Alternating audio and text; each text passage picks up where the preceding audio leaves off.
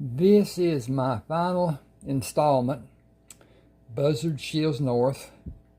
It's about his life from the time he was a child in Lubbock, Texas, through his service and the Army, and building troop barracks, and then in his surveying of the four corner of Colorado, Utah, Arizona, New Mexico. Then his time in the a Indian reservation that he'd done survey work on, and he found gold, he found uranium, he found a man that had been injured, helped him get back on his feet. They went through a time and went through a blast in the cave that they were working in. Both of them happened to be out of it. Both of them thought the other was dead because they couldn't find him. And they went their separate ways, not knowing.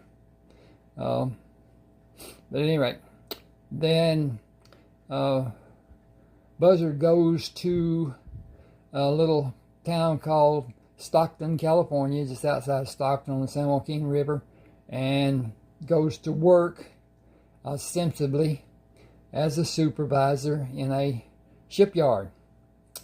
Finds that it is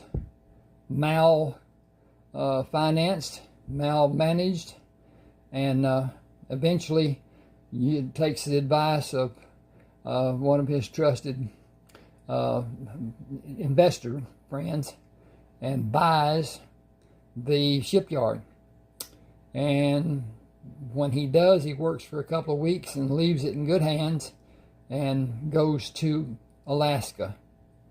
His nephew, who is actually older than him, lives in Alaska, had a mail route, and he also flew in the east side of Alaska and found places that he found gold in the streams, and knew that they could hunt gold.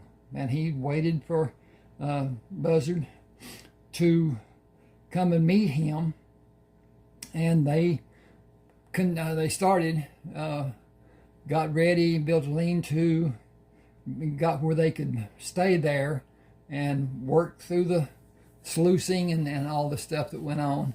Got two brothers and a cousin of the two brothers to work with them, and the five of them worked for years and years at mining gold, selling it to one of the largest firms in America at the time, and became richer and richer and richer because they invested what they got. They didn't have much need for anything. At any rate, then Buzzard built a house over on the east side of Alaska, where hardly anyone lives even today. It's borders, it's close to Canada, but at any rate, this is a depiction of his bear. He found a cub that was just a few days old with its dead mother, and he enticed it, got it into a knapsack, and fed it, kept it, and it got to the point it was too big for him to handle, to get into the airplane or into the truck or anything, and he took her to the house that he built. He had a room under it on the ground, left an opening so that she could get into it, left an opening in the floor that she could not get through with a grating, so that there'd be some heat that went down to her on the coldest nights. But at any rate, in this book, they have now, they completed the last year. I think that would have been in 1940. And the two of the brothers and the cousin, who would be Galen and Roger Mortensen, and then Billy, their cousin, talked about going to visit Spain. And they decided they would take time and fly to different portions of America, up into Montreal, St. John, Reykjavik, London, Paris, and down to Valencia, Spain. That was their thing. They found out, which was kind of surprising to them, that since they were listed as their fortunes were listed in certain magazines, trade magazines and whatever, they were well known, VIP, and they could not go without some form of protection. In England, especially, in France, even in Spain, because something happened in one of them, somebody being ransomed, abducted, and all this stuff, would be an international incident. So what they had planned, the freedom that they had planned to have, they did not have. And they did go fishing as they'd planned to do on the Mediterranean. It was not enjoyable because they weren't alone. They were chaperoned. They had to be, to remain safe. And they decided that the second day was the same as the first, and so they all wanted to go home. And it was not well received by the people who were with them, but they had been told that they would not be allowed to buy anything themselves. They could get anything they wanted, but the Spain would pay for it. The government of Spain would pay for it, and that just left them feeling like they were not being appreciated, and they didn't appreciate it being done to them. So they went back. The problem is, as soon as they left Spain, they went into France. A plane was waiting on them to take them to London. There was a plane waiting on them in London to take them to Reykjavik. And they had missed the flight to Reykjavik, and it only happened once a week. So they had the plane stay in Reykjavik for about 30 minutes extra until they could get there. Then they cleared out the front of the plane and left places for them to sit. The people on the flight didn't like it. One woman talked about it. She was from Canada, and Buzzard told her, this we're free, but you can't just do this and whatever. So anyway, they got to St. John's, and there they bought tickets because they had been given tickets up until that point coming back home, and flew to Montreal, and they were met by John Tenenbaum, who was part of the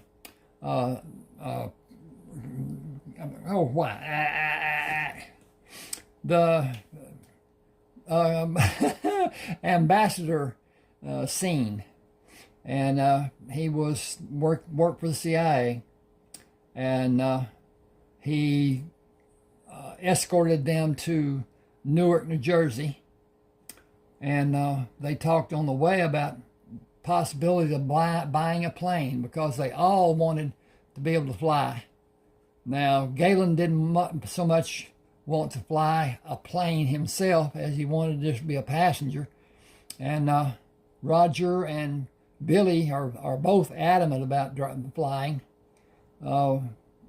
Buzzard has already been flying and had his military license that was issued to him under orders of Franklin Roosevelt.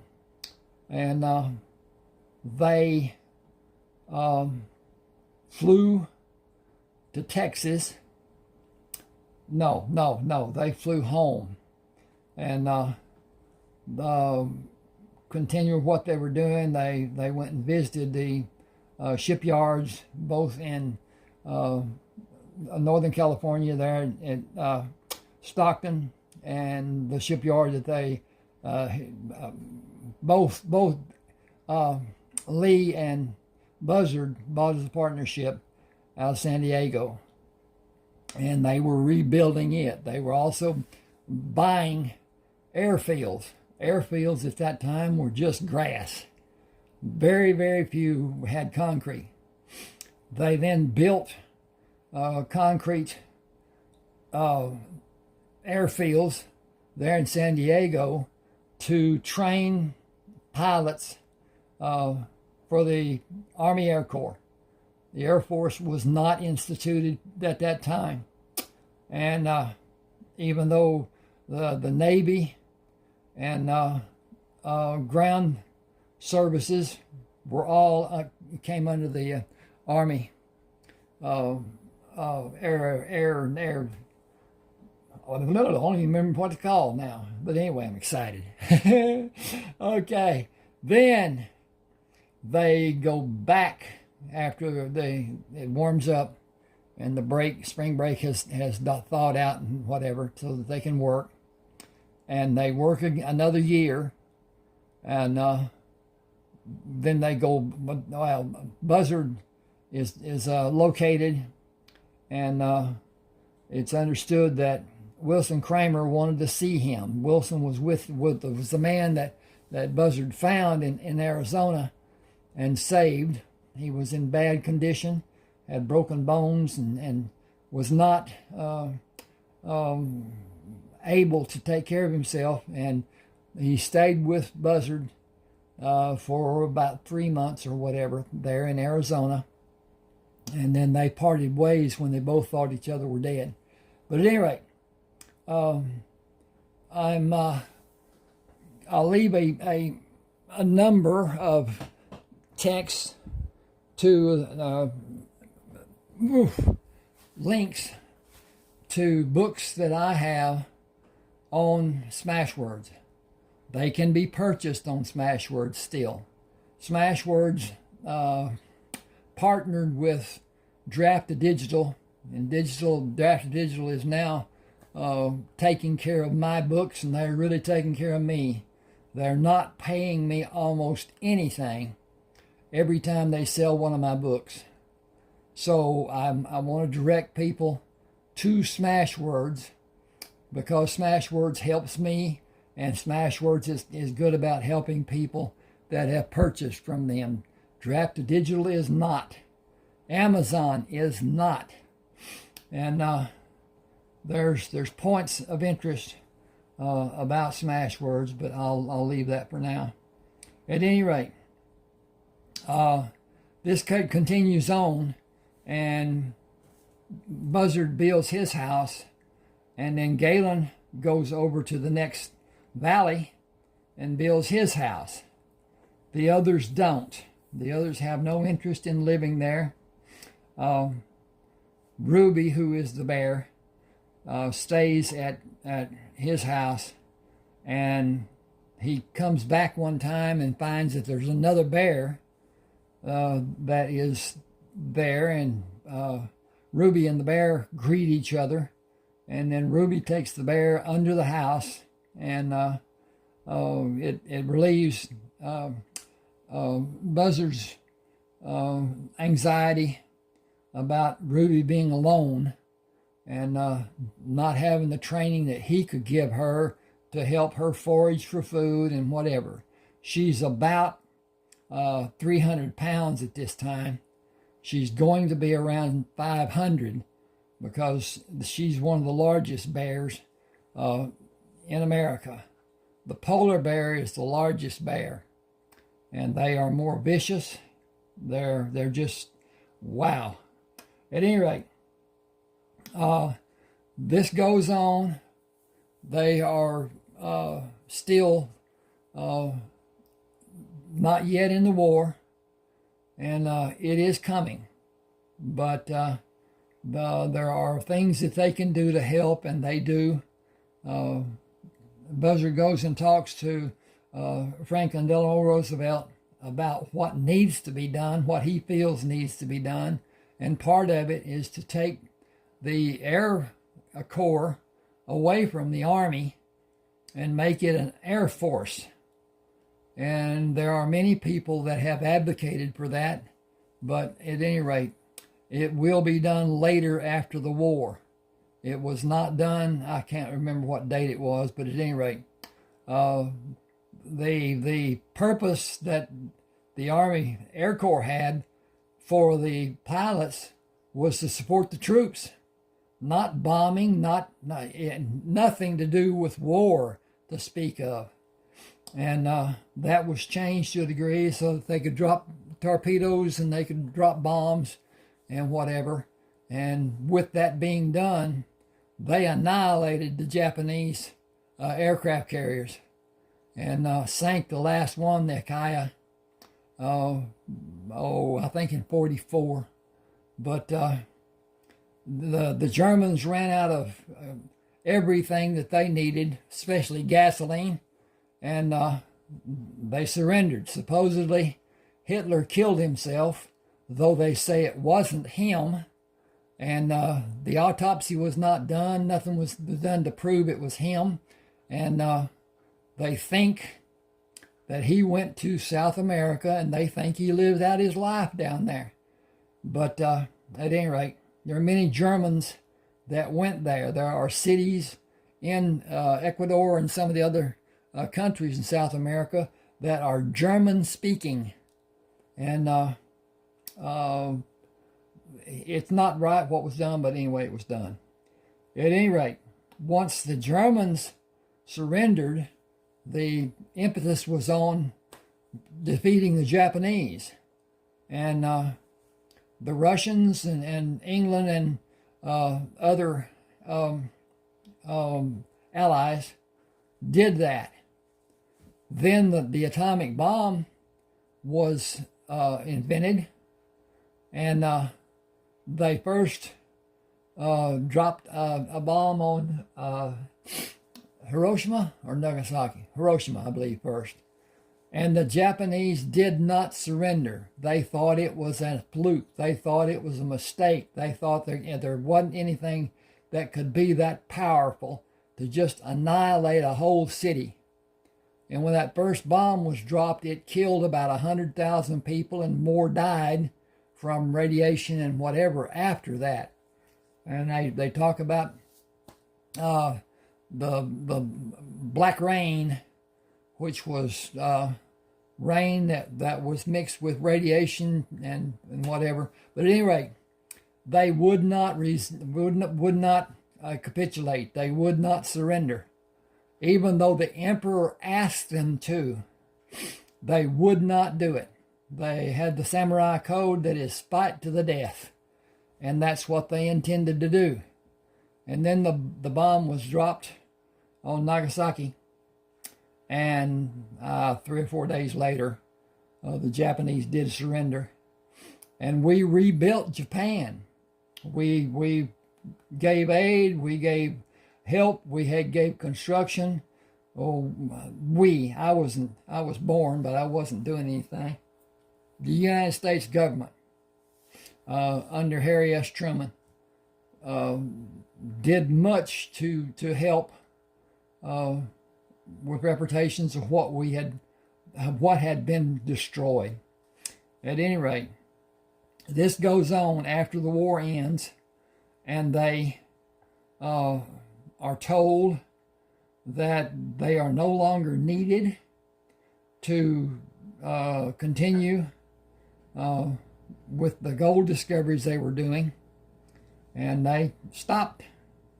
They didn't stop completely because Buzzard owned a plot of ground that had gold on it that wasn't like they had been doing, didn't have the production that they'd been doing.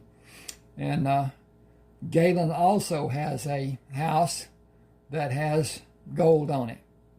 It's thought that there's still gold in eastern Alaska that most people couldn't find.